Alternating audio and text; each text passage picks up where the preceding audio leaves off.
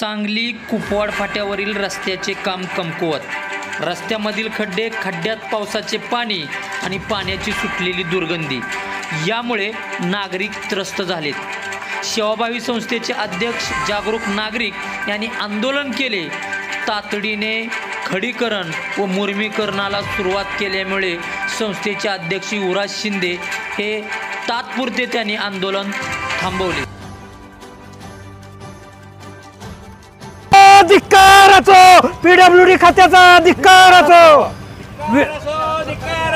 वेळोवेळी आंदोलन करून सामान्य नागरिकांच्या अडचणींना हा जाणारा रस्ता आहे। या ठिकाणी पोद्दार इंटरनॅशनल स्कूल आहे, अनेक हॉस्पिटल आहेत, जाण्या येण्याच्या MIDCला हा महत्त्वपूर्ण रस्ता आहे। गेले 3 वर्ष सातत्यानं या ठिकाणी लोकांच्याकडून महापालिकेला PWDला वेळोवेळी निवेदन दिलेलं आहे आणि रस्त्याची मागणी केलेली आहे। या ठिकाणी रस्त्याची दुरावस्था अतिशय बिकट आहे। 4 दिवसापूर्वी झालेल्या पावसामुळे 3 फूट या ठिकाणी रस्त्याला पाणी साठले, अनेक घरात यामुळे पाणी गेलेलं आहे। यापूर्वी दिवाळीच्या काळात या घरात महापूर ज्यावेळी येऊन कदाचित 4 दिवसात ओसरत असेल, पण इकडली अवस्था फार दयनीय आहे। अनेक महिला या ठिकाणी जात असताना गाडीवरून पडलेल्या आहेत। यापुढे जीवाशी खेळणाऱ्या या प्रशासन गेंद्याचं कातडं घालून या ठिकाणी फक्त टक्केवारीत बसलेला आहे।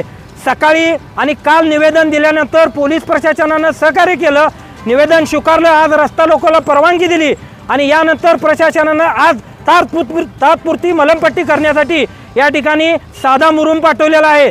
याचा सर्व नागरिकांच्या वतीनं या ठिकाणी सर्वप्रथम आधी धिक्कार करतो। या भागात सर्व नागरिक राहत आहेत, आम्हाला अपेक्षा आहे की चांगलं काम व्हावं, या ठिकाणी रस्ता मिळावा।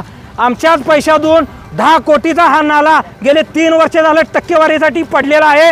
अनेकांनी आंदोलन केली, अनेक जण टक्केवारीसाठी एकमेकाच्या अंगावर गेले, पण हा नाल्याचं काम झालेलं नाही आणि ऐन पावसाळ्याच्या काळात या ठिकाणी अनेक नागरिकांना या प्रसंगाला सामोरे जायला लागत आहे। सर्व नागरिकांच्या वतीने या ठिकाणी प्रथमतः आम्ही धिक्कार करतो। येणाऱ्या काळात 4 दिवसात या रस्त्याचं काम व्हावं, अन्यथा या ठिकाणी कुठल्याही लोकप्रतिनिधी असेल, स्थानिक प्रतिनिधी असतील, यांना घरापासून बाहेर पडू दिलं जाणार